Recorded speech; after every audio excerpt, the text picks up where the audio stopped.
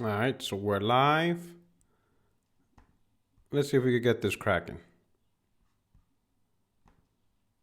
So the levels is good. The levels is good.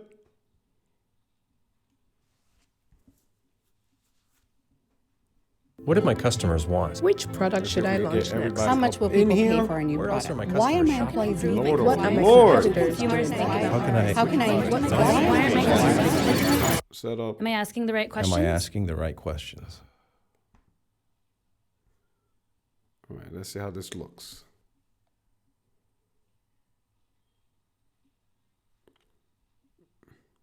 And let's go chat. Is it buffering? It looks like it's buffering for me. Yeah, we back at it again. How's it looking now? Is it buffering? Is it buffering? It's still lagging? I even optimized the settings.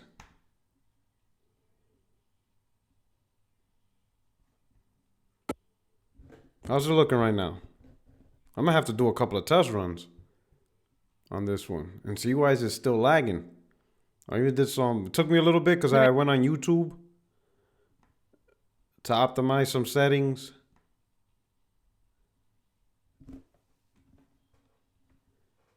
I thought it was me for a second lagging. I restarted my phone and everything. Stream is mad buffering. Is buffering still? I even put like low latency. So those of you, you know what I'm saying? So it removes the option of 4K, 1440p. Let me refresh this window. Shit, you know I won't be game streaming.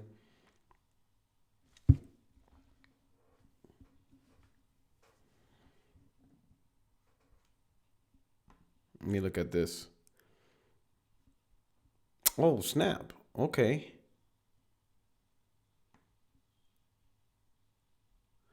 So I got a nice little chat window over here. So that's pretty cool. Let me do this.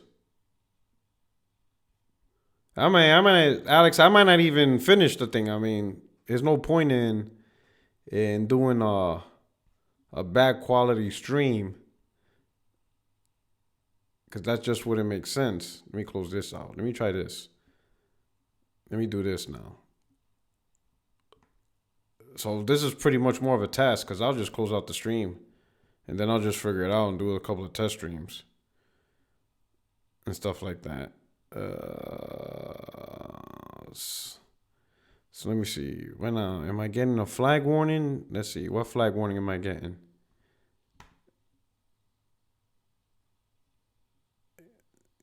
So sound good. So it's the video.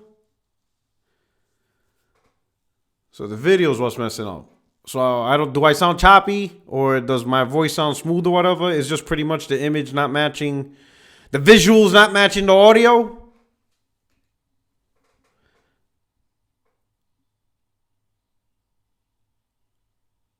Hey, well, obviously, what happened to the 60 frames podcast? I'm gonna have to rename it to 15 frames Mad Lag podcast. All right, so what I'm gonna do? So this is what I'm gonna do then. All right, because I know it will get kind of annoying with bad visual. So here's what I'm gonna do for y'all. We're gonna do it like this. We're gonna do. Fuck. Can I? Let me see something. We're gonna do something that way. It's not as crazy. So, hi, and your webcam has frozen. So this is what I'm gonna do right now. If I could see the crap right now. Where are we at here? Let me go way here. I'm gonna fix this right now. So I'm gonna do this right now. So boom.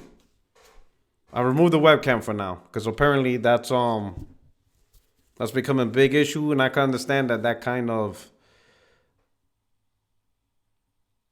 is distracting. So what I'm gonna do, as you see, I just got rid of the webcam for now, and we'll just stick straight to the image. Is that better?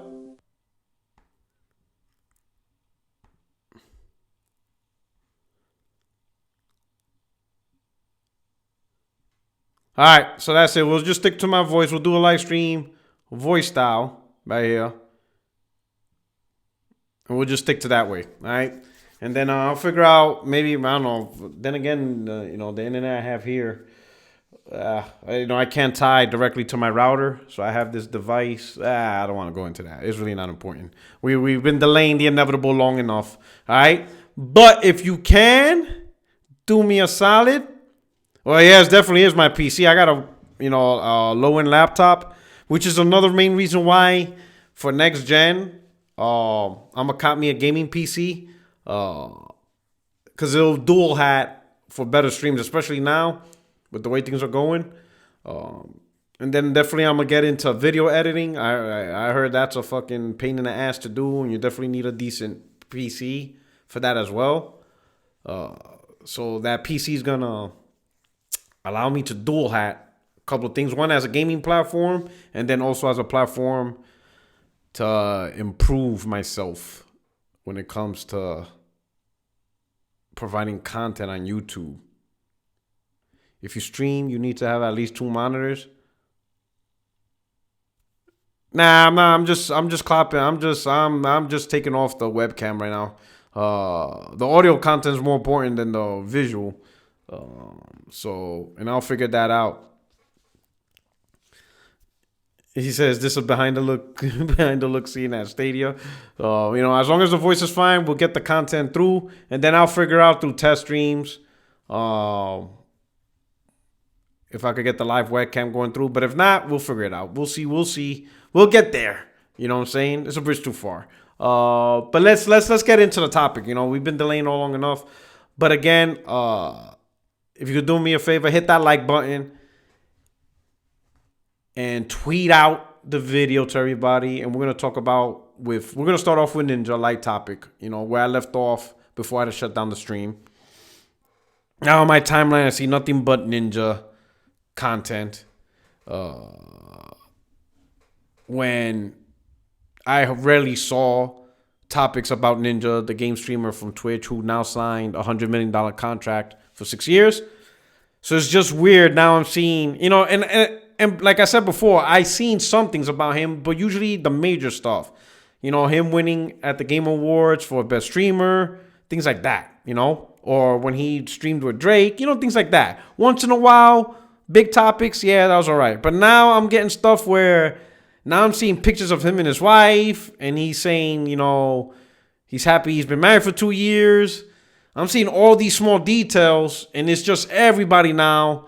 Well, not everybody, but a certain group now is just constantly pushing his promos, everything. So now my timeline's flooded with that, and I'm like, are you serious now? Like, you dudes never cared for Ninja, because he was primarily freaking Fortnite streamer. And most of the people I follow don't really care about Fortnite, or they don't care about Fortnite content. But now that he signed with Mixer, like, Jesus Christ, you know what I'm saying? Now, another thing I noticed from these tweets is there's a lot of people upset with him signing an exclusive contract with Mixer.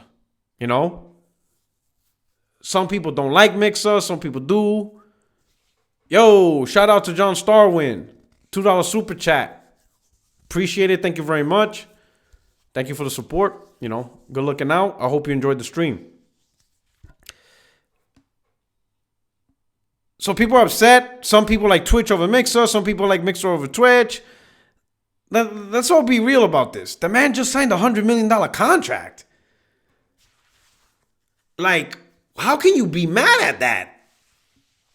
Yo, before I was joking, shit, let Google Stadia sign me to a $100 million contract just to play games on Stadia. Shit. I mean, are you serious?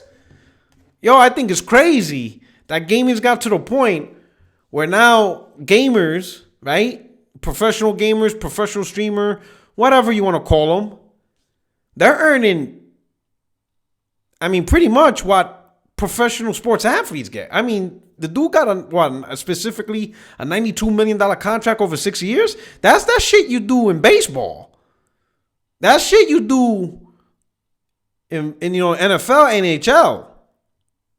Yo, this dude's making more money than most American soccer players. You understand what I'm saying? I don't see why anyone would hate on that. Good for him. Good for him. $100 million contract to stream Fortnite? And now, granted, it for most of us that sounds fun. You know what I'm saying? Like, man, I could play video games, but I'm pretty sure this whole contract ordeal, yeah. I'm pretty sure it takes the fun out of it because now it's work. You know what I'm saying? $100 million for 6 years. I'm sorry, but he's not just simply waking up, opening up a can of Mountain Dew, grab a bag of Doritos, power up his platform, and start playing games. And be like, yep, gonna earn some money today. He's not doing that.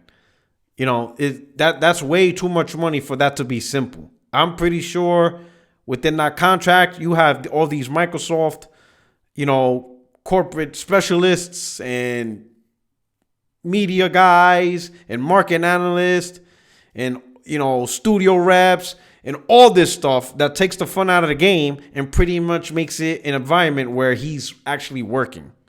Sure, as streamers, when you see him, you just see a kid, you see a dude playing games, and that's the movie magic. But behind the screen, he's probably busting his ass, constant meetings. They're probably telling him, hey, you need to do this, you need to wear that, make sure you stay this language. Hey, the metrics are showing, they're telling it's work.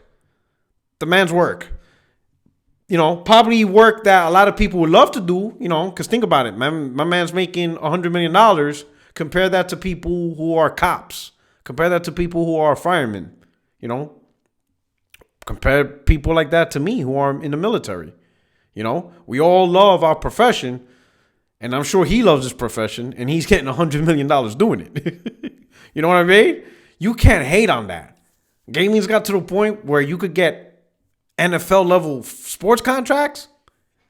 Man, good on him, man. And good on any gamer that could even achieve half of what he achieved. Hell, if you could get a 5-year deal with $20 million, $10 million. You know what I'm saying? It is what it is, Craig said it's indentured servitude. I mean, would you say that to LeBron James? Would you say LeBron James is indentured servitude? Anybody use those terms? Anybody called Michael Jordan indentured servitude when he signed contracts to play a sport? We need. Let me tell you something. Everybody knows I talk the most shit. I'm one of the dudes that talk the most shit. I have no problem talking shit, especially on Twitter, Council Warren, and all that stuff. And it's cool and it's fun, whatever. But there are times we have to look at how far we come as gamers and how some gamers are able to take success to a whole new level, to levels never before seen. Now we got esports where winning an esport event, you could win $3 million. That 16-year-old kid from Pennsylvania, I think, who's the best Fortnite player in the world, $3 million at 16. That's just incredible and stuff like that. That's just incredible that gaming now opened up to a world where you can have incredible success. And then granted, it's going to be the minority of gamers. It's not going to be the average gamer that's going to be able to achieve this success. But to me, that's no different than football. You think the majority of people who train for football make it to the NFL? It's a very small population that actually makes it to the big leagues, that gets these contracts. Very few people, And now gamers are in that box, I'd rather see this grow and see more people with potential. Even the guys who are not the superstar big $50 million contracts. Even if people have a career earning 6 figures, $150,000 a year, $200,000 a year, $90,000 a year even. They could sustain an average lifestyle through gaming and stuff like that. I think that's great.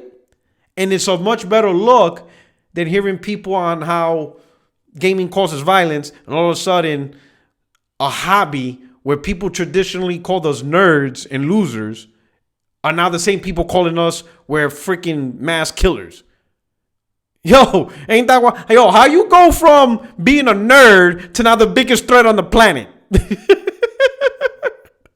We went from, we had people, we went from people telling, from pocket protectors to now the Mac 10. How that happened? I don't know. How we became the biggest threat now? Yo, it's wild. You can't make this up. Now all of a sudden, we a threat. Come on now. So, Ninja, I hope even more gamers get this opportunity. I would never be on that level. That's not happening anytime soon. You know what I'm saying? Because I can't dedicate that many hours needed to get onto that level, if you know what I mean. That's just the reality. I do this more towards a hobby, and I am enjoying this, and I enjoy rocking out with you guys, giving you the news, rocking out with other YouTubers and stuff like that, and just generally talking about gaming. On YouTube, I keep it a bit more serious. I still like to joke a little bit, have my little fun, entertain a bit. Twitter, oh man, I go ham on that platform. I'm just all in on the fuckery. All in on the fuckery. Because it's just not fun primarily being serious on Twitter. I just can't do it. Half the people can't even read and do math. I just cannot actually take the Twitter platform and be like, all right, I'm going to have a serious personality and talk gaming on this platform because hell no. No. Not with these illiterates. Hell no. I would drive myself nuts. My man, all right, here we go. John Starnwood. If Death Stranding comes to PC, is this a sign that Sony's going to share the games the same way Xbox is trying to do? I am concerned about this. All right. Let me answer your question. That this is the number one lesson people have to learn. All right. And this is a lesson. People have to learn the difference between first party, second party relationships, third party relationships. It's key, John, that you understand this. First party relationships, first party is the studio, is the company that makes the console, right? And they have studios they completely own that falls under their corporate business, whatever, and makes games for their consoles and products, right? For example, Naughty Dog, Sony Santa Monica, Sony Bend, Polyphony Digital. First party, Sony owned. We are their boss. These are our studios. These are our games. Then you got second party relationships, right? These are the studios that are not owned by Sony. Could be third party, right? But because they have great relationship with the first party platform, they almost seem like they're like a first party studio because they make exclusives for that company, even though they're not owned by that company. Perfect example is Insomniac. Insomniac is probably Sony's number one second party studio, all right, or second party relationship, because Insomniac makes a lot of exclusives for PlayStation platforms that go nowhere else. Even though Insomniac is fully owned by themselves on their own, Ted Price is like the owner of it, right? Or CEO, whatever you want to call them.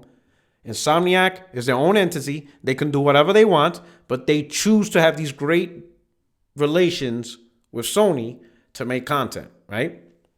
And then you got third party, which is the classic information, EA, Ubisoft, whatever. Kojima and his new studio, right? It is not a Sony first party studio. When he separated from Konami, he decided to go on his own, right? He had a vision creating a studio because he always had a great relationship with Sony while working with Konami. Sony reached out to him and be like, hey, we want to help you. And this is not just Sony. He was reaching out to a lot of companies to see who could help him build his brand, right? And he, in an interview, said he chose Sony because he already had a great relationship with them, right? And they're not going to try to make them do what they want them to do. They're going to have them the freedom, whatever, in this little deal, whatever. Okay? Sony fully supported his vision, fully supported his ideas. You saw they hooked him up with Gorilla. He got to use the Decima engine. Great relationship with Sony, okay? I said this a while back that I would not be surprised that Death Stranding might end up on PC, because you have to understand, right? You have to understand it's still his company, and his first priority is to make his own company successful. Does that make sense? Kojima's responsibility is not PlayStation. His not responsibility is Sony. His responsibility is the company he just created, right? And now he's now responsible for a workforce that's working for him, which means he has to pay salaries. He has to make the decision that's best for him, right? So in this relationship between Kojima and Sony, there is potential that part of that deal is, I want this game on PC. Because remember, Kojima ain't come out of Konami to only be restricted to one platform. He's free to make games wherever he wants. If he wants to make games for every platform to include phones, Mac, Steam, he can do that, right? So it all comes down to what Sony and Kojima agreed upon. But keep in mind, this is an agreement between them two, right? This agreement between Sony and Kojima has nothing to do with Naughty Dog, Polyphony Digital, Sony Bend, Sucker Punch, San Diego Studios, all of Sony's first-party studios. It's not all inclusive. One thing doesn't lead to another. Does that make sense? So if Death Stranding ends on PC, it's the deal they made between Kojima and Sony. The deal could have been, hey, it's going to go on PlayStation first, and then 6 months later, it's going to go on PC. And with that, Kojima deals with whoever he deals with on PC. He can make it an Epic Store exclusive if he cuts a deal with Epic. And that's all that is. Remember, you got to understand. And somebody mentioned second party isn't a thing. Second party is a thing, but it's an explanation, right? It's an explanation of a relationship. So it is a thing in the sense of it's how you explain a relationship. Like Insomniac, would be considered a second party for Sony because of how many exclusive relationships in games them two created, That's why Sony, like when they made this deal with Spider-Man PS4, right? They didn't go to their own first party. They trusted Insomniac. They have this close relationship. Insomniac, yes, official title, Insomniac is a third-party studio. They are not owned by anybody. And second party, the definition of second party isn't to define who owns who. That's not the whole point of the word. That's not the point of using the word second party. It's not a description of who owns who. It's just a description of a close relationship, that a first-party company has with another third-party entity. For example, Sony doesn't have that close relationship with EA that they do have with Insomniac. EA is not going to make exclusive games for PlayStation. They just don't have it. They might give them an exclusive content, like Ubisoft might give them an exclusive content or some weird thing, but they're not going to have that same level of dedication Insomniac has with PlayStation. That's just explanation, right? So we're going to talk about next topic. We're going to move on. But will Sony allow the Decima engine to be used on PC? So here's the question. Will Sony allow to use the Decima engine on PC? For specifically Kojima, they might. They might allow it to him, as part of the deal. There's potential that the deal is like, hey, we're going to help you build up your studio. We'll allow you to use an engine, right? You could use this engine for Death Stranding since you don't have your own engine, because nothing says that Kojima's not creating his own engine. He probably most likely is, but to create an engine, it takes a while, right? But to get his studio up and running, Sony's fronting, some of the costs, providing him an engine, maybe giving him some money, whatever. And the deal is, hey, your game has to be timed exclusive to PlayStation, right? And maybe they said, and the only other platform that can get this game is PC. And, if that's what you want, right? And Kojima's like, yeah, I want it on PC. And then that's it. They're going to figure out something to benefit each other. I will say this. I don't think Sony right now are tyrants in that sense. I think they're going to look out for Kojima. I think they want him to be successful, and hopefully in the future, they probably hope they could get more timed exclusives from him. So they're going to set up a great relationship with him, do what he needs to do to get the ground running on his studio, and boom, And if the deal is, yes, you can use the Decima engine for this game only on PC, I could see Sony doing that. I don't think Sony's going to be, again, Sony having this agreement with them is doesn't reflect on the overall strategy, Don't look at one decision being all encompassing for everything, I think the ultimate point is Sony wants Death Stranding on PlayStation. They think it's going to be a big title. I think it's going to be a big title. Could be a great franchise. For all you know, this deal could be maybe a multiple part game deal within the Death Stranding franchise. So maybe the next 2-3 games could be timed exclusive on the PlayStation platform and then appear on PC. Who knows, But it's a balance, right? So let's move on to the next topic, PlayStation meeting, right?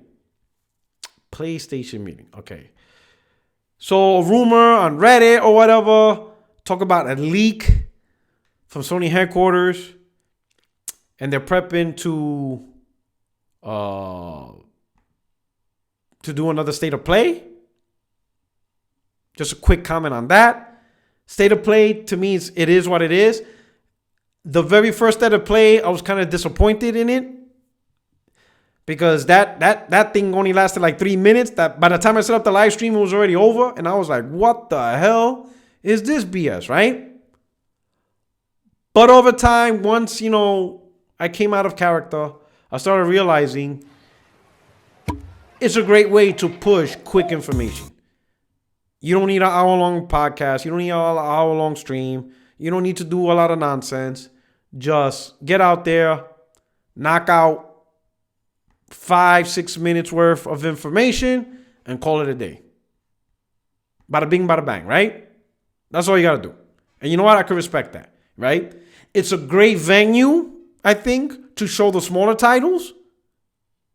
Because people complain when they show smaller titles at E3, right? Or the big shows that are like an hour long, right? But you still have to show these small titles. You still want to give these smaller titles some shine, right? So State of Play is the perfect venue. Show the indies. Maybe one big title, quick glimpse, Show some PSVR and call it a day, Leave the big news, leave the big guns for the big shows. The Gamescom, the Tokyo Game Show. When Sony comes back to E3, and yes, Sony's going to come back to E3. Let's not lie to ourselves, right? So there's that, right? But the PlayStation meeting, rumored February 12th, 2020, right? Y'all ever heard the phrase, if it's not broken, don't fix it? Right? And what I mean by that is Sony could potentially just repeat the formula that worked. And what I mean by repeat the formula that worked is, who remembers how the PlayStation 4 was introduced, right? It was in February of 2013, right? They didn't even show the console, right? They didn't give it official release date, right? But they talked about their vision of how they're going to handle the next generation console, how the PlayStation Store is going to be, all that stuff, right? I have a feeling that there is some level of credibility to this rumor because they're going to repeat the same thing. I think there's potential that February they're going to come out. They're going to do a nice reveal. I don't think they're going to reveal the console. I think they're going to do that at E3, and I'll explain why. All right, but they're going to have a big vision. Pretty much, y'all remember a couple of months ago, Mark Cerny had that little article, and he talked about, hey, we're using Navi, we're doing this, SSD. Well, I think now they're going to show it. I think they're going to show that little snippet reveal, right? talked about maybe improvements in the store, how new features will improve, gaming experience, maybe more detailed into the SSD and rendering. All right. Hold on. Let me announce this. Come rock out with me live right now. Okay, right? They're going to give a glimpse of all the improvements, right? And hopefully when they do this, my man El Matador, Sony just needs to buy Kojima. Kojima knows where his fans at, which on PlayStation, So Beta Show, Ghost of Tsushima update, on Gamescom, damn it. All right, El Matador, if Sony could buy Kojima, I think they would. If they could create a studio, a new first-party studio, and he runs it, I'm sure they would. But that man does not want to be locked down by any company. Remember, he was locked down by Konami, And yes, Sony is a much better, in terms of the PlayStation division, they treat their developers much better. But Kojima's free. He can do what he wants, and no one could tell him anything, And he has enough credibility for people to support him in his vision, right? So I think he has the best of both worlds. And Sony better show Ghost of Tsushima update on Gamescom. Damn it, yeah. We there's a lot of things I want Sony to update on. Ghost of Tsushima's one, and Lost Odyssey is another. We'll see, right? I'm here in Germany, and because of work, I'm unable to make it to Gamescom. That's been one of my bucket list. I'm going to have to wait another year, but work is a priority, and I'm not able to go attend Gamescom. But I got to. Now that I'm in Germany, I think I got 2 more years in Germany. So 2020, and I leave 2021. 2021, I might leave before August, so I think next year might be my last opportunity to go to Gamescom. So I'm going to try that anyway. We'll see how it goes. But yeah, I don't think Sony's going to be able to buy Kojima, only because Kojima's not selling. I think he's going to focus on his company, and he's going to grow to be a powerful third-party brand, and he's going to support the platform he wants, and he's finally going to make the games. What I wish, though, this is what I do wish.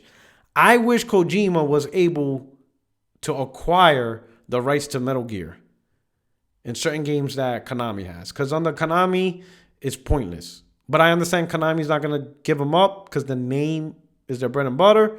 But that company's going to go to trash. I don't know. Hopefully maybe a Rising Star could come out somewhere. But I don't know. It's just, it is what it is, Anyway, so PlayStation meeting, like I was talking about. Got off track a little bit. All right. If Sony's going to repeat history, because again, if it's not broke, don't fix it. You could potentially see in February, they're just going to talk about all the potential, everything. They're going to talk about maybe new improved store. They'll probably touch on backwards compatibility with PlayStation 4. Hopefully, they do what Xbox did and provide 4K updates to these games, improve frame rates and stuff. They could talk about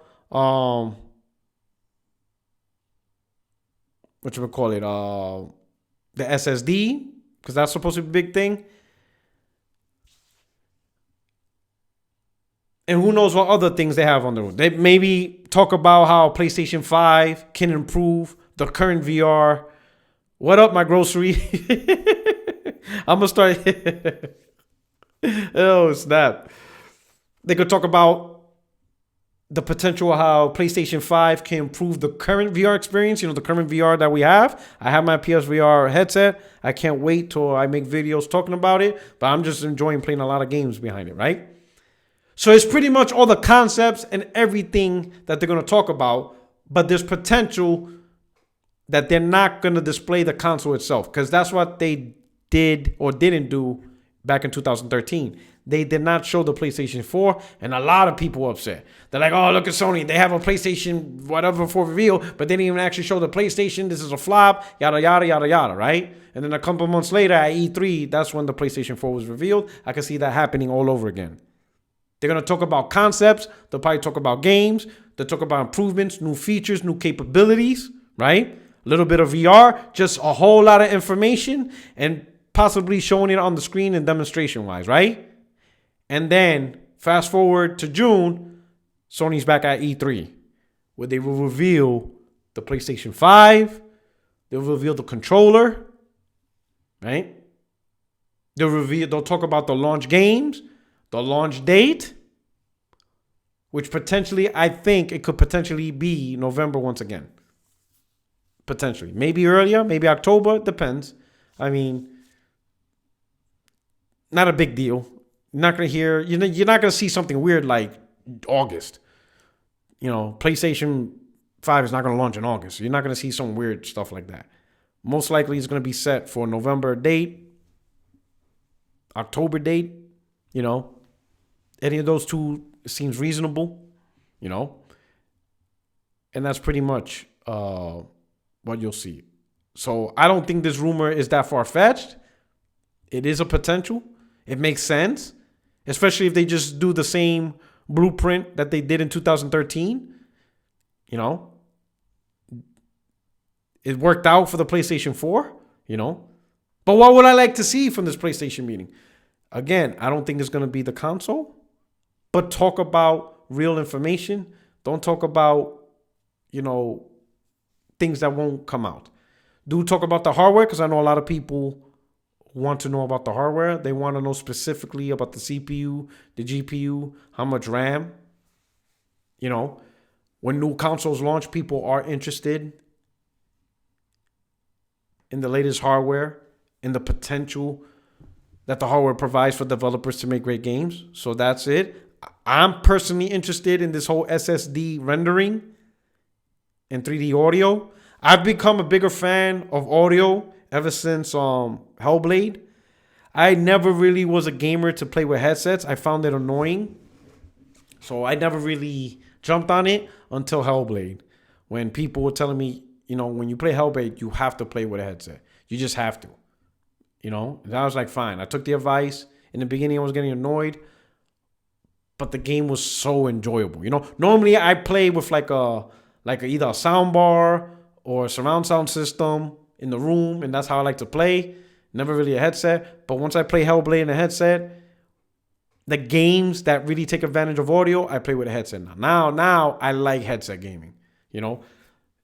Now it's a thing for me. It took me a while to develop that.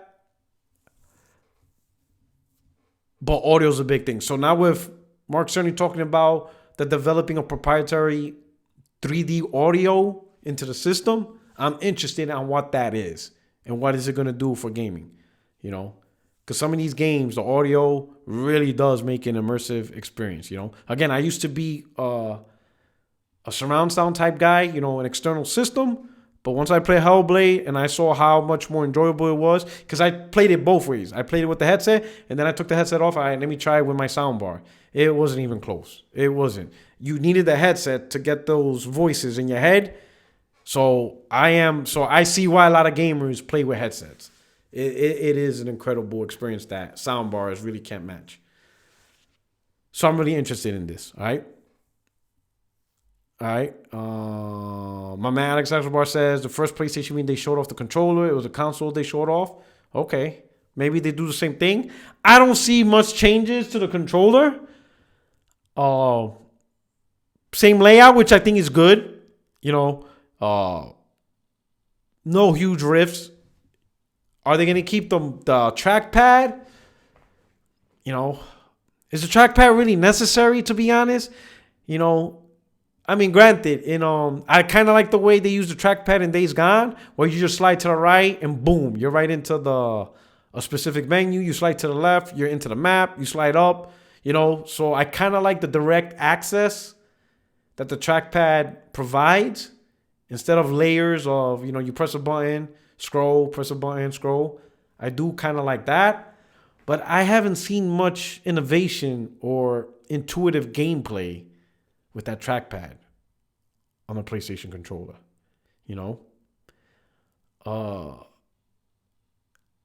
If the PlayStation controller has a light bar still, for motion detecting, I just wish they actually had an option to turn off the light itself instead of just dimming it to save on battery.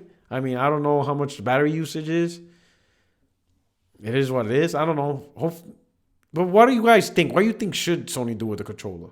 You think they should put a little actual mini screen? A touch screen instead?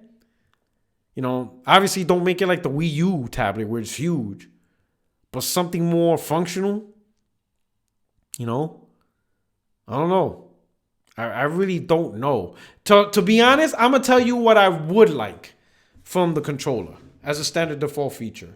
And you see it in these pro controllers that cost like $200 or whatever, is to the rear paddles. You know, while you're holding, or extra buttons, but primarily paddles, because that's the most common thing you see in these controllers now. Right? I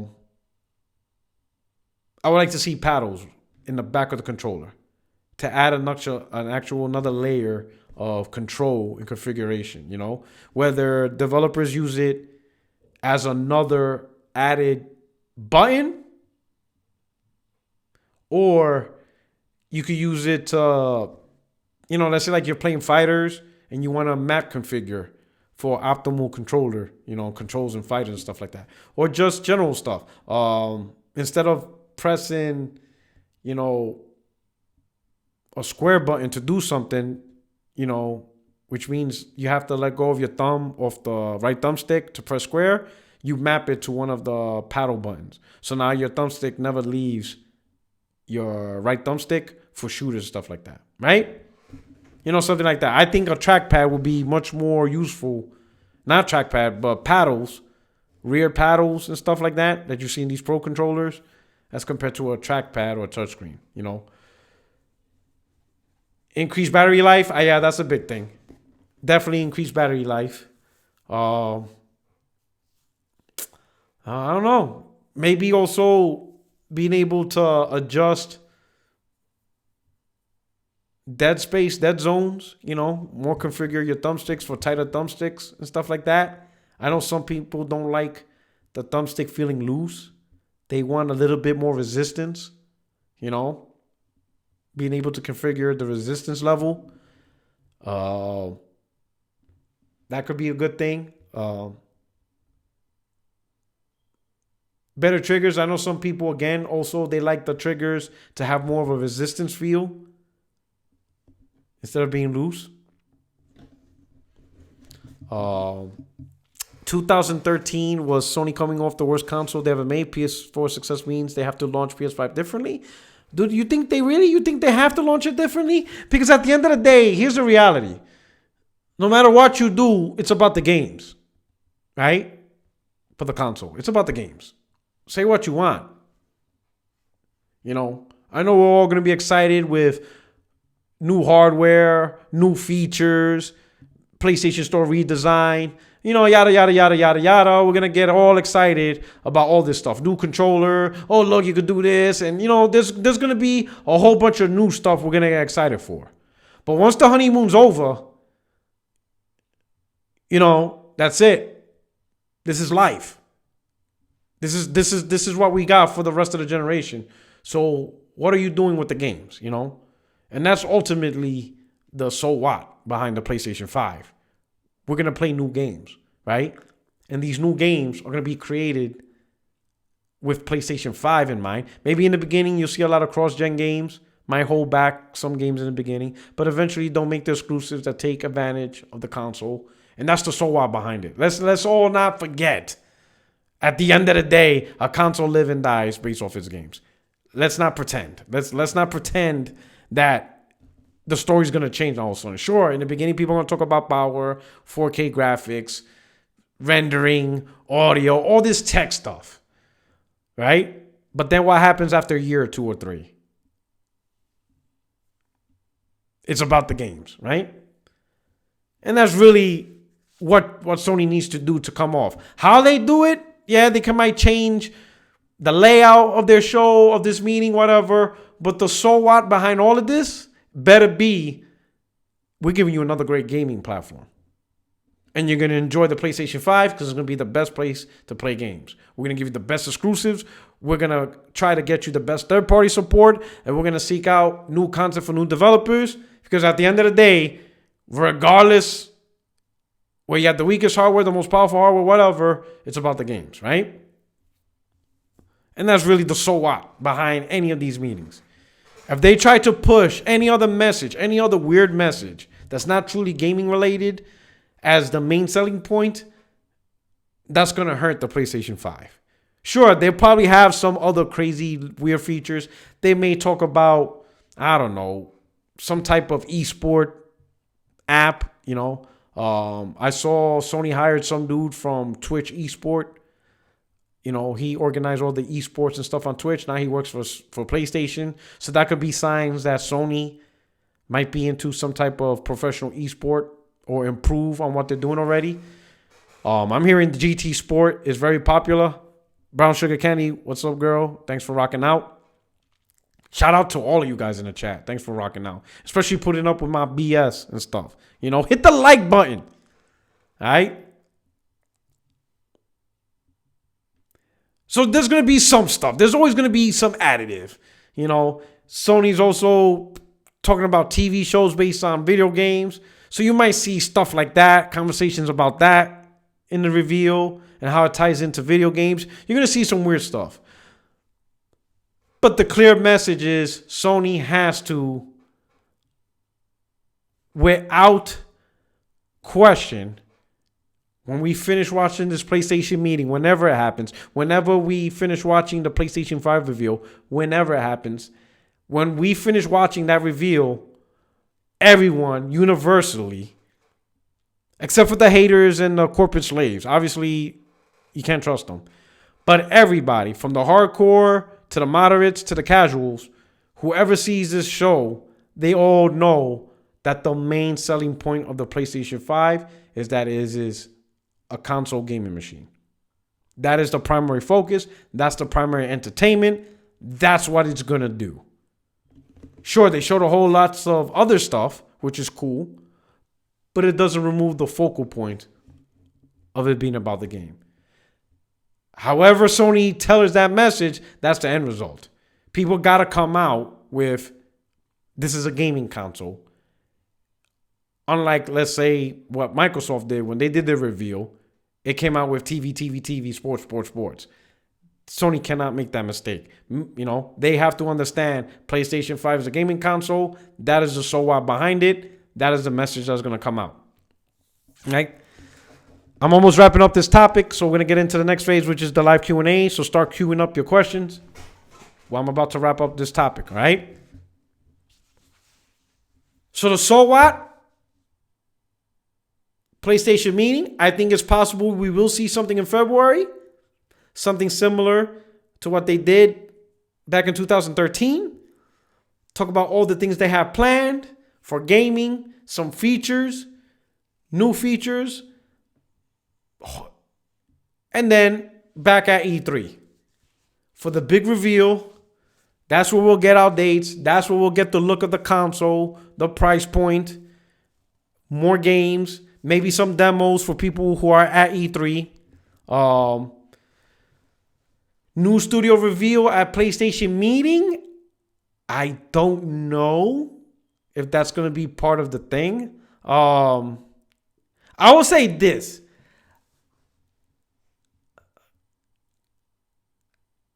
And this is what's good about competition. So Microsoft, obviously, you saw them at their E3. They announced new studios, and it's a big deal, right? Sony doesn't do that as much. They don't really just go out there as part of reveal and say, oh, look, we got a great new studio as part of the big reveal. And I think the reason why there's a huge contrast is because one of Microsoft's big faults that they had to fix was they needed more studios to try to push out big games. That wasn't so much of an issue for Sony. That doesn't mean that they rest on their laurels and not try to build their empire. But I don't see Sony doing that. I think like if they create a new studio, it's just going to be a Twitter announcement. You know, they're just going to do it. It's not going to be a big reveal. It's just going to happen one day out of the blue on Twitter. hey, we just opened up a new studio. My name is whatever. Hey, check us out on a YouTube vid and stand by for some great games. And then that's about it. It's just gonna come out of the blue. You know what I'm saying? Veja with that 100 sec. Veja says, how about PS meeting February 12, 2020 being the date when retailers will start taking pre-orders? Because didn't PlayStation have a retailer meeting earlier this year? This too feel off the PlayStation 5 demand. That is a good potential. The meeting may not even be public, which would suck. It could be just something for the industry, primarily the retailers. How many units they're projected to have, how many to ship, who's going what, who's getting what bundles, pricing, deals, dates, when they expect it. That potentially could be it, which would kind of suck for us because we would love some information as gamers, you know. But yeah, February 12th meeting could be just simply focused on the retailers and not so much on the gaming community for that. Who knows? It could be it. Could be February 12th is for the retailers and E3, or maybe another venue is for us, you know. Puertorock77, if you had knowledge to create your own gaming console, what would you name it? Oh man, I have no idea. I never actually. Somebody said what currency is SEK? I think that's Switzerland, if I'm correct. Veja, am I correct? Swedish, right? Swedish krona, yeah. I have no idea what I would call the console. I have no idea. I will come up. I have no idea. I wish I could answer that. All right. So now, hey, start wrapping up your Q&A right now. Start pumping them out. If you have questions, hit me up. I know I haven't done a live stream in a good grip. It's been a minute, right? And I know there's been a lot of topics over the last 2 weeks that I haven't really touched on live. You maybe saw me throw a little jab here and there on Twitter. Question, when do you think The Last of Us 2 is coming out? And also, I think you also asked, do I think it's PlayStation 4? I remember reading that question. I had that in the back of my head. So the answer, yes, it's definitely a PlayStation 4 because PlayStation 4 has 100 million people to sell to. So they have to release Last of Us 2 on the PlayStation 4. It's just the only way it's going to sell 10 million, 11 million, 12 million, 17 million, whatever huge number the game could potentially sell. That's the only way. You have to sell to a big crowd. And when do I think it's coming out? I would say no later than June. Kind of like similar to what Last of Us 1 came out, no later than June, all right? The question is how they're going to balance Ghost of Tsushima and Last of Us. But these games, these PlayStation 4 games are definitely going to come out before PlayStation 5. In my opinion anyway. So I think no later than June. So the question is, me asking myself, when do I think Ghost of Tsushima might come out? There's potential that Ghost of Tsushima might be the first big game to kick off 2020. Like March time frame, you know? And then Last of Us 2 is the last big hurrah of PlayStation 4. You know what I mean? So my prediction, I think Last of Us 2 no later than June. You know, I could see that being a June game, you know. Hopefully, but fingers crossed, right? I know we're all dying to play that game, all right? What other questions? That's what's crazy. Peter Parker, good point. The best games this generation are to come, and we're talking like it's over. That's what's weird with PlayStation, right? Like Switch doesn't really count because Switch is still a new product, right? It released in 2017, so it's a new product. So this is really a conversation between Xbox One and PlayStation 4, right? And Xbox One, it really is the end of that product. There's a few games left, but it's pretty much on the tail end, right? But with the PlayStation 4, while we're talking about next generation and wrapping up this console generation, we're getting a new IP this November, a brand new AAA IP this November. And there's still another big new AAA IP for next year, which is Ghost of Tsushima, right? And then we also got new ideas from the China Hero Project. And I think if Lost Solo Side could be marketed right, it could potentially be at least a mid-size to big IP. You know what I'm saying? My man D.I. Omar Inspiring pregunta ¿Cuándo vuelves a los Estados Unidos? 2021. He asked when I'm going to move back to the United States. Pretty much when my tour in Germany is over. 2021. As far as the months, that I don't know far ahead. No, but for me, it's a 3-year tour here in Germany. So that I know. The window of when in 2021 I leave, that'll come happen based on my orders and stuff like that, right? So I'm projected to leave Europe in 2021, right? But while I'm here, I'm enjoying the hell out of it, all right? The P-Rock Next Gen console, the Latin Assassin console now. What was I at? Man, yeah. Damn it. Let's see, next question. A part of me don't want Ghost of Tsushima or Last of Us until next gen because I want to experience that on the next gen hardware. But if it comes out sooner, it'll be a horrible fight between. So, obviously, it's going to be backwards compatible to the PlayStation 5. So, you'll be able to play all PlayStation 4 games on the PlayStation 5. I said that a long time ago simply because it's x86 architecture. It's pretty much like PC, right? The question is, will you see improvements on these games on the PlayStation 5, right? Because if you put a backwards compatible game, it's just pretty much running the same game. But will they do anything with the console to give it improvements? 4K textures, the things that the Xbox One X did, right? Improve the frame rate, optimize the frame rate. Let's say like if The Last of Us 2 is 30 frames on a PS4, but if you download it on the PlayStation 5 and they give it an update patch, a PlayStation 5 update patch, now the game is running at, lock 60 native 4K with 4K textures. Might be a big, huge patch, a 40 gig patch, but I think they should do that. And no, Sony should not be charging people for that. You know what I'm saying? I think they should do that, right? Because to me, what that does is this. As much as PlayStation 4 is selling, there are still people that don't own a PlayStation 4 and they only own an Xbox, a PC, or a Nintendo product, right? Maybe because they hated PlayStation 3 so much that they just said, I don't care what happens this gen, I'm not touching a PlayStation 4. And for the most part of the generation, they avoided PlayStation 4, right? But now towards the end, they're seeing, man, maybe I should have bought a PlayStation 4.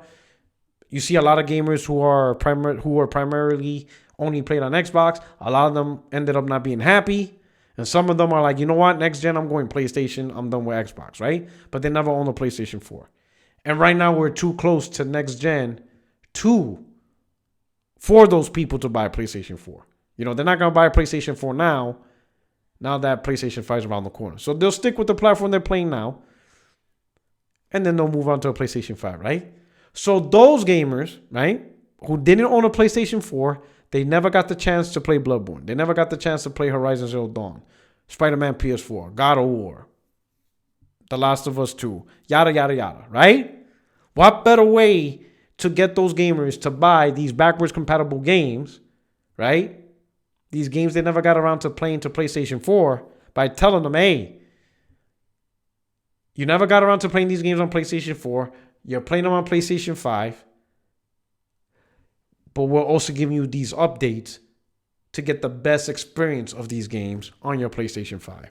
Which makes people really want to get these PlayStation 4 games, Because the PlayStation 5 games are going to be a cut above over the PlayStation 4. Why not provide these updates? So that way when they play Bloodborne, right? Because everybody talks about Bloodborne. Bloodborne is an amazing game. And they're thinking, now you can play Bloodborne at better textures, locked 60 frames, just a much overall smoother experience. Horizon Zero Dawn, locked at 60, smoother experience. All these games that were primarily 30 frames, boom. Now they're at 60 frames. 4K textures, just an overall better experience, you know? And now, technically, these gamers that never got a PlayStation 4 and went straight to the PlayStation 5, they literally got 2 generations of games to play. And they're going to enjoy it, right? I think that's a good thing. I think Sony does that. But they better not do no BS and be like, well, it's going to be $10 for the 4K PS5 upgrade pack because technically it's like a remaster. Don't do that, Sony. Don't, like, Lord, oh Lord. Don't make me make that video to drop the hammer on your head. Don't do that. Do the right thing, right? If anybody works for Sony on the down low and you're listening to my podcast, don't do that.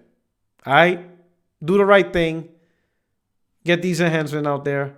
Don't charge for them. P-Rock, do you think it was a good move for Microsoft to pay Ninja to stream on Mixer, or was it a waste of money? All right, so this is the real Porter. You know, this is why you guys come to my channel. All right? Because I call a spade, and I don't provide no bullshit. I'm just going to give you the straight up information, my straight up true view, the realest I could say, all right? Mixer, while it promotes game streaming, Mixer, it is not Xbox. All right? I want you to understand that. I know you see me on Twitter. I be clowning and posting. You know, anytime Mixer hypes up a PlayStation game, you see me retweet it, and everybody starts making jokes and laughing, whatever. But the reality is, Mixer is its own concept and idea for Microsoft. It's its own way of making more money in gaming, but it is not directly aligned with Xbox. Sure, Mixer is integrated into the Xbox ecosystem, but make no mistake, if Microsoft could put Mixer on PlayStation, they will. If they could put Mixer on Nintendo Switch, they will. Because it's its own concept, it's its own idea. So this move with Ninja is to promote the Mixer platform. They want the Mixer platform to be more successful. They want more people to stream on Mixer over Twitch or over, hell, I don't think Uplay's even around anymore. All right? So you have to look at Mixer as another project within Microsoft Gaming or Microsoft or whatever. It's another project. It is not directly aligned to it wasn't created to make Xbox successful and compete against PlayStation and Nintendo. No. Mixer's its own concept. Microsoft wants to get into game streaming just like Twitch. You know? So they want even more platforms to be, you know? So this deal with Ninja, and this is where I find this funny. This is where I'm gonna tell you the real irony on this. They contracted Ninja so they can have exclusive content to push their platform. Hello? Think about that. They contracted Ninja so they can have exclusive content to push their platform to compete against other platforms. You can't make this up. That's exactly what this Ninja deal is. Microsoft is trying to push the Mixer platform.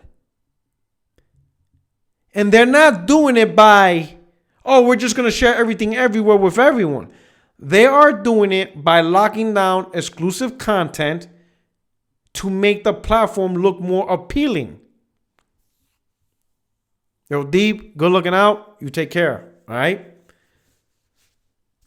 So I don't look at this whole deal of, oh man, for the money they gave Ninja, they could have made more Xbox games. I think it's a separate budget, and Microsoft's going to make moves to promote Mixer. Mixer is its own streaming revenue, its own streaming concept. It's its own concept to be successful within the Microsoft gaming universe. You know what I mean? Puertorock, do you think they're going to show any next-gen games at the meeting to show off the hardware for PlayStation 5? If I remember correctly, that same show they did in February, I think they showed off Killzone. if I remember correctly. They showed a demo of a quick video of a gamer. No, that was probably E3. No, because they showed the controller. My man Alex said they showed the controller. So they showed a gamer playing Knack. And his boy hit him up, be like, yo, man, we need you to rock out with Killzone. Which, yeah, that's a lie, because nobody played Killzone. Oh, no, I'm joking, right? So he bought Killzone, and it gave him the option to download the multiplayer separate from the single player so it could download faster. So he selected the multiplayer. And then while the multiplayer was downloading, he's playing Knack. And then 10 minutes later, the multiplayer was downloaded, which that's a lie. It ain't downloading that fast. But anyway, you know what I mean? So they might do some stuff like that. They might show some games.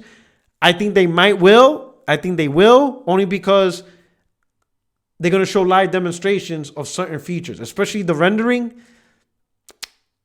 Maybe you guys saw the leak of the Spider-Man where they show Spider-Man on PlayStation 4 Pro and on PlayStation 5 Dev Kit, and they show how fast the game rendered. It rendered in less than a second, right? 0.13 seconds or some shit. Or 8 seconds or something like that. Some weird number. Like super fast.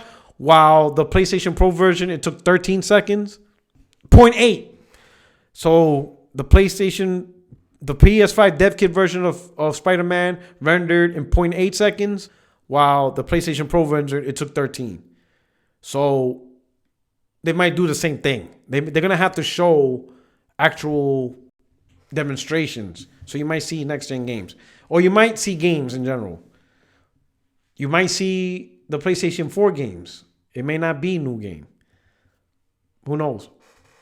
But if you're about the games and your message is about the games, I don't think they have a choice. They have to show at least a couple of PlayStation 5 games to really get that message out, right? Mixer is Microsoft not having to pick up YouTube. Google hates Microsoft. Notice no direct streaming app on Xbox or YouTube app on Xbox. Taking an eternity to get 4K support. Interesting. I heard that there's a rift between Microsoft and Google in terms of that. I know a lot of gamers would like to have YouTube as an option. Who knows? Question is, will Mixer ever be on PlayStation? There's potential, because I don't think Mixer being on PlayStation advocates for Xbox. Like I said, you see Mixer all the time hyping PlayStation products, PlayStation games. I think it comes down to the PlayStation community, especially the big streamers on PlayStation. If they make, like me, a guy like me, it's not really going to make a noise because I don't really game stream on any platform. Like, I don't do Twitch. I don't, that's not me. That's not my thing, right? My man Ruham coming through. Always, man. My man Ruham always been showing love to this channel for the longest. Man, glad you've been rocking out with me for a long time. I'm glad for everybody rocking out. But my man come through. But I think the big PlayStation streamers are the ones that's going to have to push if they want Mixer on PlayStation. Like a guy like me, I'm not a big game streamer. So like I can't really go to Sony, hey, you need to put Mixer on there. Sony would be like, motherfucker, you don't even use Twitch and YouTube. And those are things you do have. You're going to cry about Mixer? They're not going to listen to me. I'm not that dude. The big PlayStation streamers who stream on Twitch, who stream on YouTube, and they want that option for Mixer so they can build their brand, that fight rests in their hands, Let's see. What other questions we got here? Somebody says, I won't be mad if Sony charges for textures. That's making it a better game, but PS should push performance resolution on PS5 for all PS4 games. I mean, I don't know. Here's the thing. The push for better textures in the PlayStation 4 games, that in itself re-advertises to get these games, Especially if you're a gamer that didn't buy these games already. That's a great way to get these gamers interested to buy these PlayStation 4 games on a new console. Because let's not make no mistake. Even though, a lot of these games are great, but when people buy a PlayStation 5 game, a PlayStation 5 console, is primarily to play PlayStation 5 games. Sure, backwards compatibility is a good option. Many gamers take advantage of it, but let's not get this twisted. You're buying a PlayStation 5, guess what you expect to play on PlayStation 5? You expect to play PlayStation 5 games. So if you could take these PlayStation 4 games and through updates, at least 80% of the way, give them that PlayStation 5 feel, improve frame rates being number one. I think 60 frames is the number one way to do it. Improve graphics to get it closer to that PlayStation 5 standard. I think that goes a long way to get people to be more interested in trying these games that they never tried before because they didn't own a PlayStation 4 or because maybe they just wasn't interested in because maybe the frame rate wasn't there. Some games they'd rather play at 60, so this game, whatever the reason, right? I definitely, even though I don't see this happening, but I definitely would love to see them provide updates to the VR games.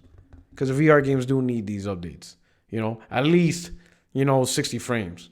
And then improve the textures and stuff like that. And definitely boost the power, It's funny because when I first connected my PlayStation VR, the first thing that happened was an update. I was like, oh shit, this thing gets an update. I'm like, that. I was like, god damn, right? I would love an update to the VR headset that takes advantage of PlayStation 5 power to make the games in VR graphically look better. It's a little bit blurry for those of you who use PSVR. You know what I'm talking about. Especially I'm running on the Slim. I mean, not on the Slim, but on my PS4 Vanilla. I heard it looks better if you have a Pro.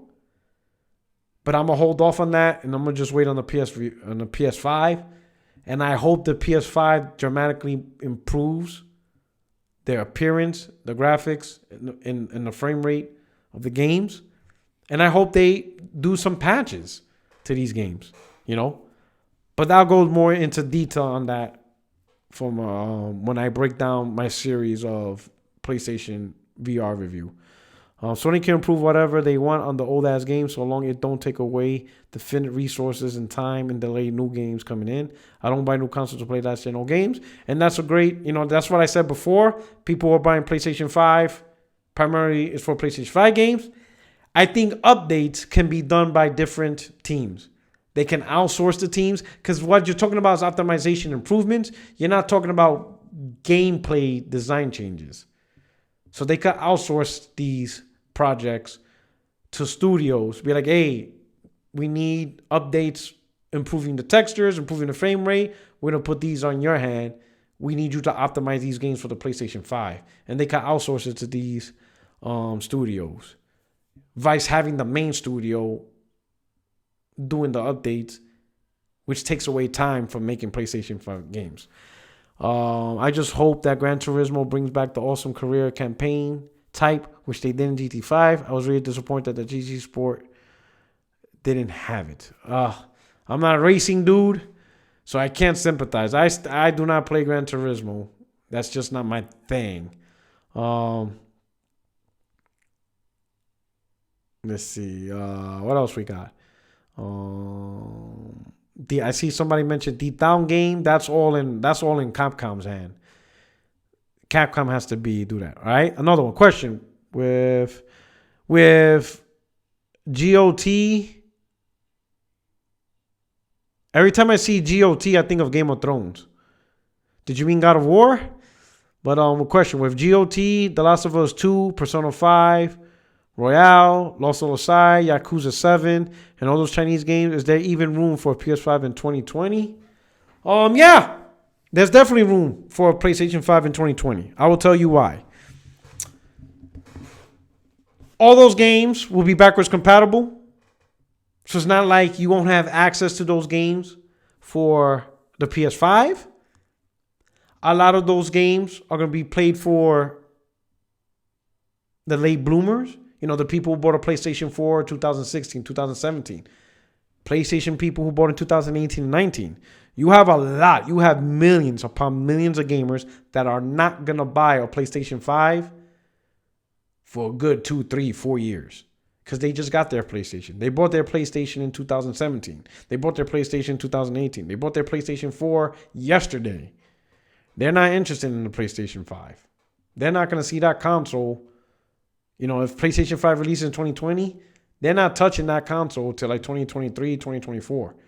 You know, the current PlayStation owners over the last few years, short years, they're catching up to games. They're catching up to titles. They're catching up to exclusives. They're catching up to third party. They got a lot of games to play before they're ready to PlayStation, before they're ready to even dive into the PlayStation 5. So the PlayStation 5 is really for the gamers who are at their wits with this current gen. They're ready to move on. They want the latest and greatest. They're ready to go all in on the new stuff. They still have access to the old stuff that gets released. You know, like I said, they still have access to Yakuza 7, Lost Soul Aside, the new games, and even new games that still get developed. Because there's still going to be new games developed for the PlayStation 4 even after the PlayStation 5 launched. Sony even did that. Not saying that they'll do that again, but if you remember, God of War 2 launched in February 2007, and it was only made for the PlayStation 2.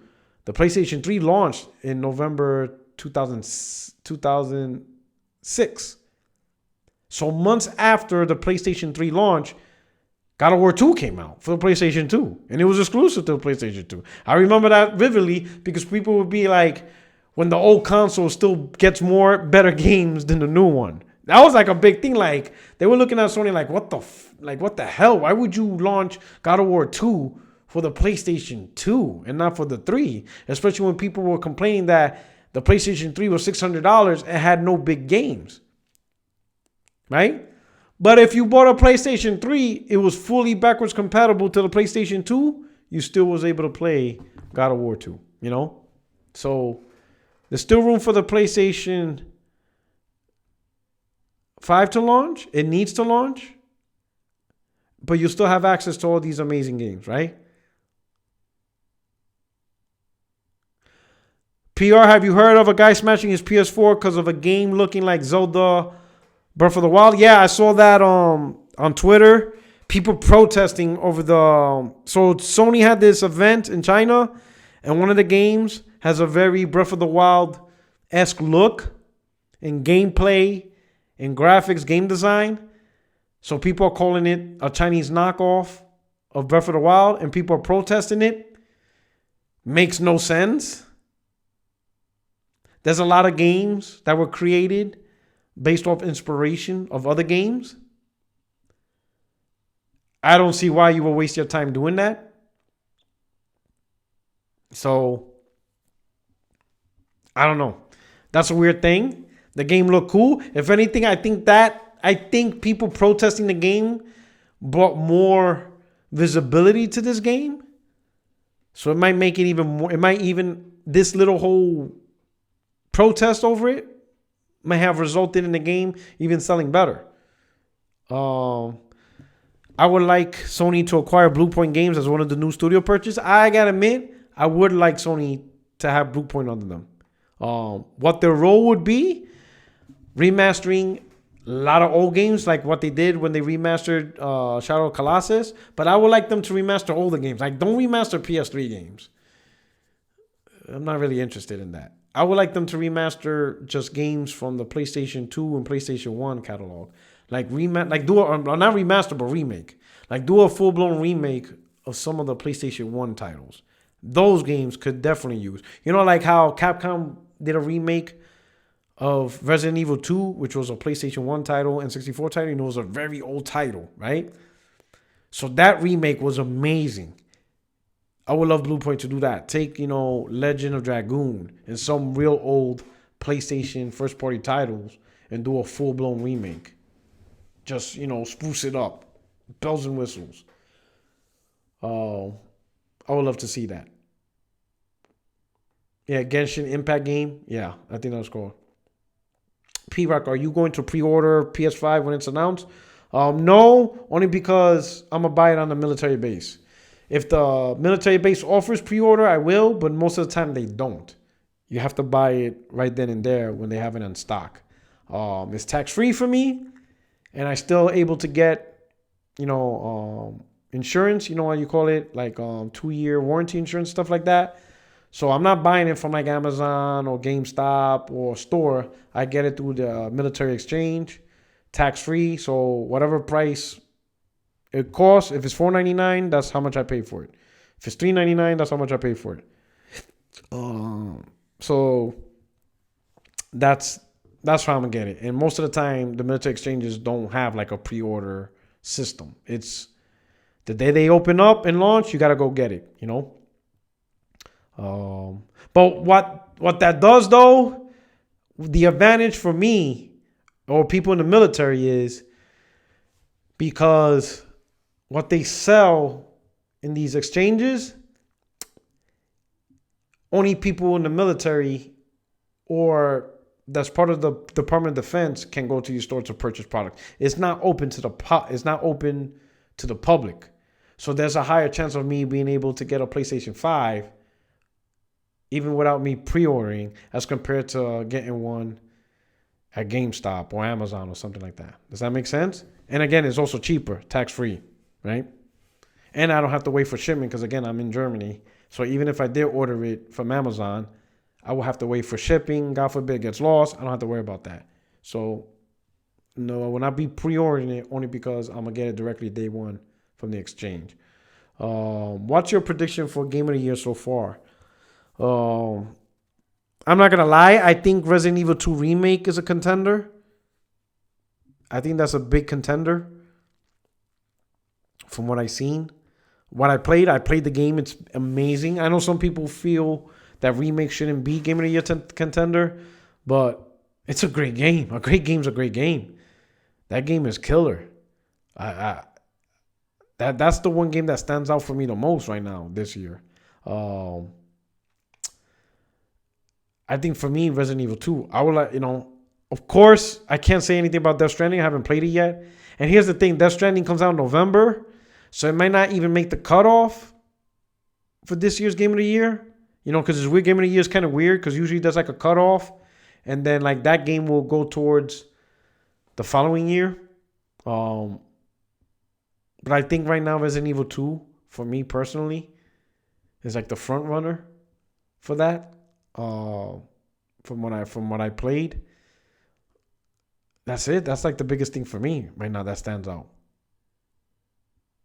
But that's it. Any more questions? Let's see what else we got. Is Blue Point Hidden Project really Demon Souls? Oh Lord, don't tell me, because that's a day one buy for me. If they remake or do a full blown remake of Demon Souls, because that's what started the whole Souls popularity. Demon Souls on PlayStation 3, amazing game. I would love to get another stab at that game, definitely. But let's hope for Bloodborne 2 on the PlayStation 5. They gotta do a Bloodborne 2. They have to. It cannot. I just can't see Sony not pushing for that. That's crazy if they don't push for Bloodborne 2. They got to. They really got to do it. Anthem? Nah, that's got to be a joke tweet. Like, I played Anthem. In fact, I just did the Catalyst. I had to stop playing the Catalyst because, like, I did the mission where you beat the Catalyst, but then they want you to go back. And I'm like, all right. So I went back. I got another, like, trophy popped up. I'm thinking, okay. But I can't advance the storyline. So I'm like, what the hell they want me to do? Like, how many times do I got to play the Catalyst? DMC5 was pretty good. I'm not sure if that's going to be Game of the Year. I bought Sekiro. I haven't played it yet. What's stopping me from playing it is because I want to play the vanilla version of Sekiro, which means that when I have the disc version, right? I purposely did not buy the digital one. I bought it on disc because what I want to do is when I install it, I'm not going to have my PlayStation connected. And the crazy part is I won't be able to connect my PlayStation live. Because if I do, it's going to download the Sekiro update patch. And I don't want to play Sekiro with the updated patch. I want to play vanilla where everybody experience like a very hard game, a difficult, challenging game. I want to beat the game, the vanilla version. So when I do decide to play that game, my console is not going to be connected online. That means I'm not going to be able to buy games. I'm not going to be able to get updates. It's just going to be offline. And it's going to stay offline until I play and beat Sekiro. So I have to pick the right window of when I want to do that. You know what I mean? Because I don't want to miss out on good digital game deals and stuff like that. So we'll get to that. What else we got? Puertorock, what do you think Death Stranding is going to get on Metacritic? I really don't do Metacritic predictions like that. Only because it's really hard. In reality, when you think when a lot of people do Metacritic predictions, it's really based on the, how can I say it? It's based on the, not the integrity, but man, it's on the tip of my tongue. You're basing it on the, pretty much on the developer's history, for lack of a better explanation. It's really more on that rather than the merit of the game itself. You know, so when people, like, for example, they're giving their Metacritic prediction like Gears of War 5, it's not really on the merit of the game itself. They're just predicting it based on what Coalition normally does, right? If somebody gives their Metacritic prediction on The Last of Us 2, it's not really on the merit of The Last of Us 2. It's on the merit of Naughty Dog and what they do with their games. You know what I mean? That's really what Metacritic predictions really are. Because it's really hard to say, I predict Metacritic will give this game, but you never played it. All you did was seen a couple of streams, whatever. You know? So like people, Metacritic prediction on Ghost of Tsushima. Well, if you look at Sucker Punch, they're usually 80 rated dev. So my meta is 87. You know, that's really what it is. It's not really so much on the meta of the game, right? So at Death Stranding, we're going with Kojima, right?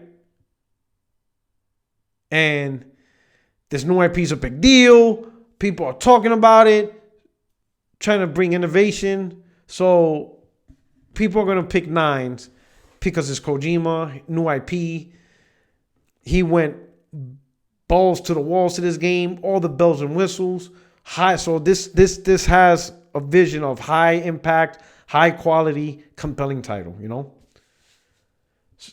So just on Kojima's pedigree, I could see this game Metacritic average in the 90s.